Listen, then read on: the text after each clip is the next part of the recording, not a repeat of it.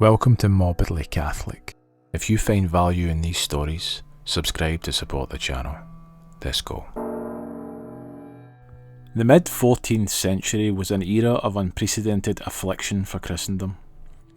In 1348, the bubonic plague, known historically as the Black Death, swept out of the east and engulfed Western Europe. Within months, entire towns were depopulated, and the social and religious order of the continent was severely strained. Because medieval society viewed all major temporal disasters through the lens of divine judgment, a widespread conviction took root that Europe was enduring a direct manifestation of the wrath of God.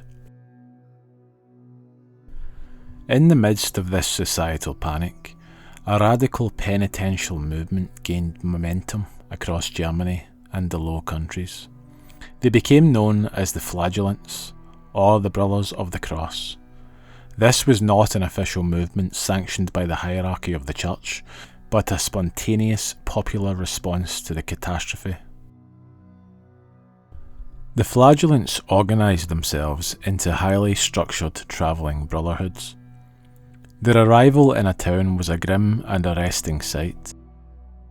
They marched in double file, dressed in simple robes of coarse white cloth marked with red crosses on the breast and back. They wore hoods pulled low over their faces, keeping their eyes fixed on the ground as a sign of humiliation. In their hands they carried heavy leather whips knotted with iron spikes or needles. Their stated purpose was to appease God's anger through severe bodily penance, filling a spiritual void for people who felt that the institutional church was failing to halt the plague.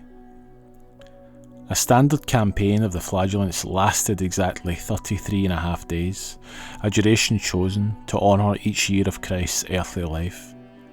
During this period, men bound themselves to a strict rule. They were forbidden to wash their wounds, forbidden to shave their heads, sleep in comfortable beds, or hold conversation with anyone. Upon entering a town square, the brothers would gather the local population into a large circle. At the direction of their leader, or master, the men stripped to the waist and prostrated themselves on the earth. They did not lie down at random.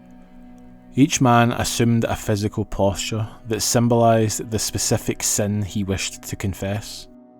A man who had committed perjury would lie with his fingers raised, an adulterer would lie on his face. The master would then move through the group, striking each man once and bidding him to rise. Once standing, the brothers formed a circle and began to rhythmically beat their own backs with the iron spiked scourges while chanting vernacular hymns. The physical reality of the ritual was severe.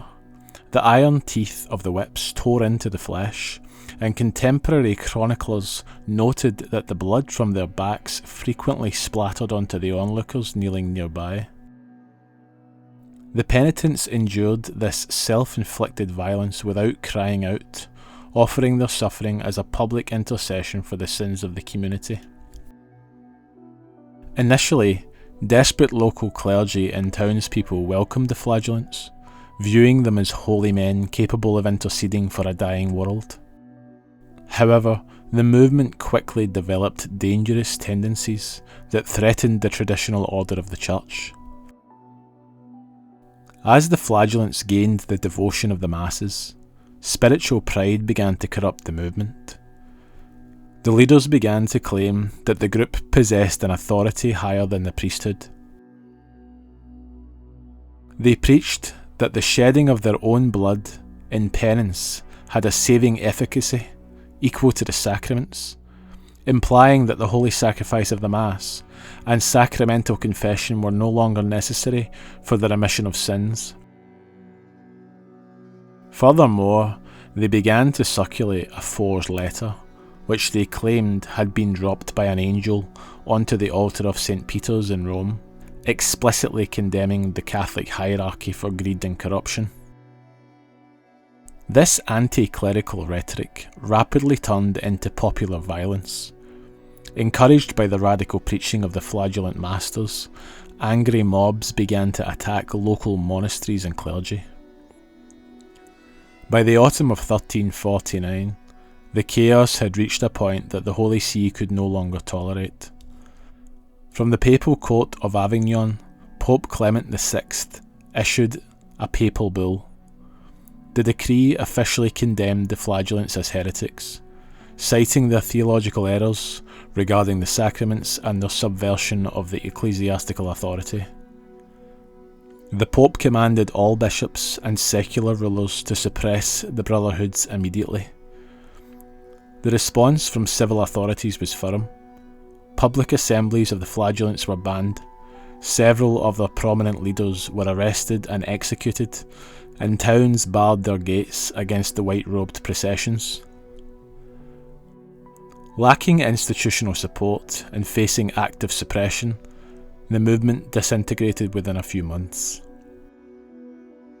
Beyond the theological deviations, the Flagellants left behind a tragic material legacy.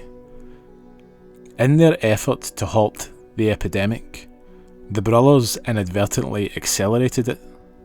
Travelling from region to region, living in unhygienic conditions and congregating in dense crowds with open infected wounds, they became highly effective vectors for the disease. The very assemblies meant to implore divine mercy ended up spreading the contagion further into the heart of Europe. If you want to explore more stories of the saints and the mysteries of our faith, then be sure to subscribe to the channel. Thanks for watching. God bless.